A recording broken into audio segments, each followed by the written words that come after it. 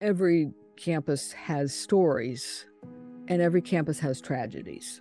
And I think a lot of ghost stories do arise out of tragedies.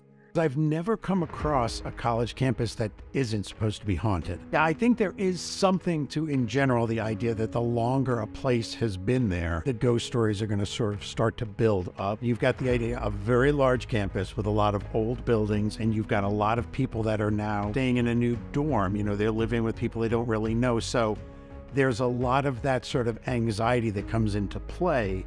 OSU has been around for over 100 years, and it's kind of right to be a haunted place between all the human activity here, layers and layers and layers of time. Oftentimes that allows spirits to kind of play off of that.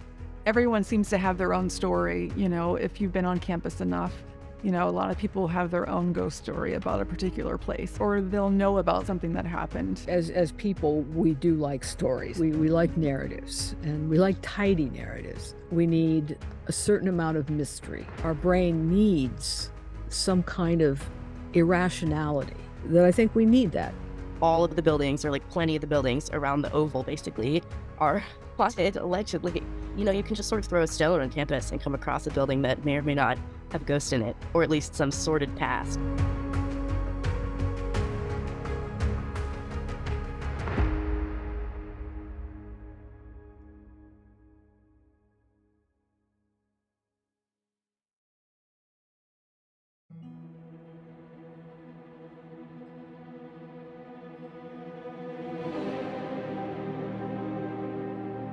Hayes Hall, named after President of the United States and three-time Ohio Governor Rutherford B. Hayes, is the oldest building on Ohio State's campus.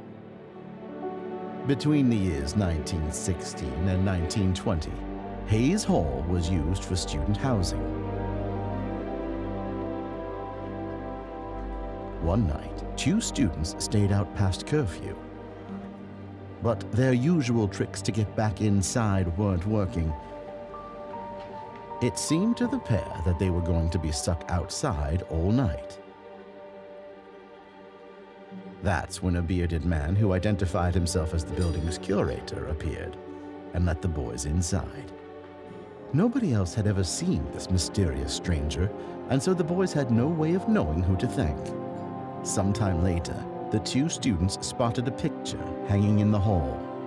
It was an image of the man who had let them inside. When they showed it to friends, someone recognized the picture to be not of a building curator, but of President Rutherford B. Hayes, who had been dead for a quarter of a century.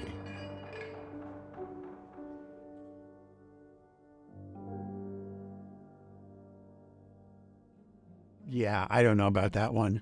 I mean, because whenever I hear a ghost story, I try to put myself in the person who's telling the story's shoes. I think the idea that, and then when they looked up on the wall and saw that it was President Hayes in the portrait, that was him. That's kind of like the singer that's put in there. But that story goes back to Rutherford B. Hayes. He was very influential in the founding of the university. Rutherford B. Hayes knew that Hayes Hall was going to be named after him, but he didn't live to see that happen. He died 2 weeks before the building opened. I think we still kind of relate it to how we are now. You know, students are still late, you know, they get in late.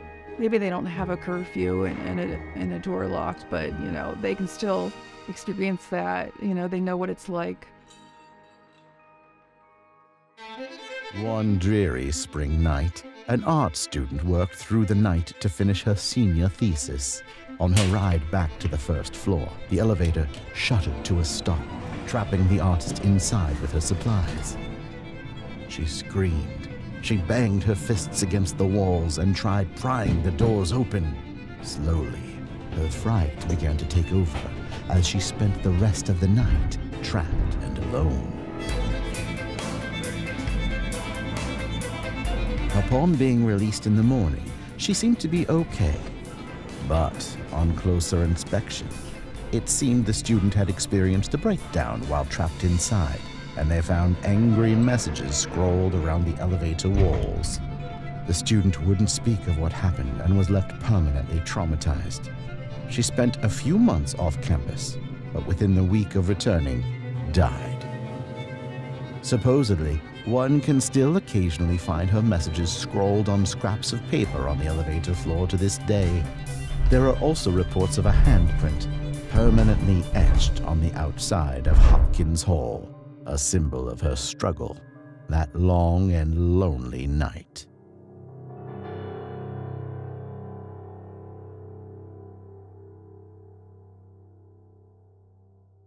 I can't find any evidence that, that happened. Not that it would have been written about, that a woman gets stuck in an elevator overnight and supposedly goes crazy in the elevator.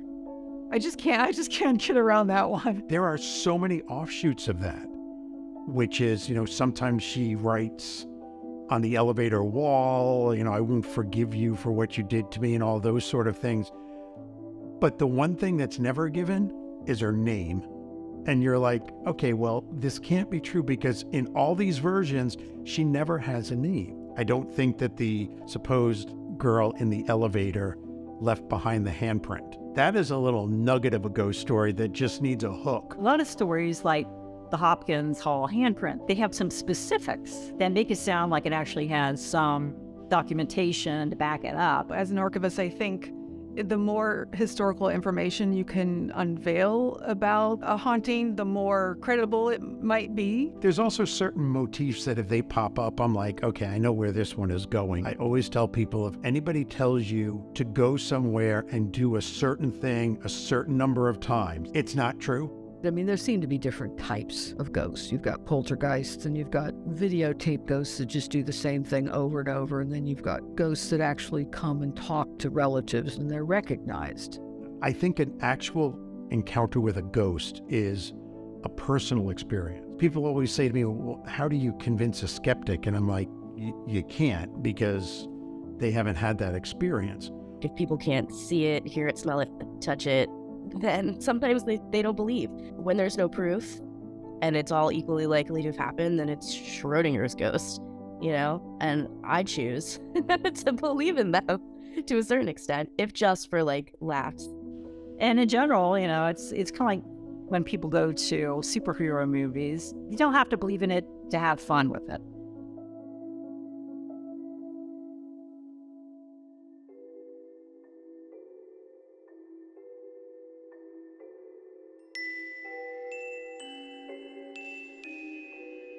Orton Hall, the second oldest building on campus, is named after Edward Orton Sr., Ohio State University's first president. During his tenure at Ohio State, Orton spent his evenings reading in the bell tower by lamplight. Some say that to this day, if you look into the tower on top of Orton Hall, you'll see his flickering light. Orton leaves behind many legacies, including the Orton Geological Museum. But one artifact is considerably livelier than others. Legend has it that a prehistoric man roams the halls of the museum, lost and confused by his modern surroundings. He is said to grunt, slam doors, and bang on the walls as he wanders aimlessly through the halls, possibly searching for a way back to his own time.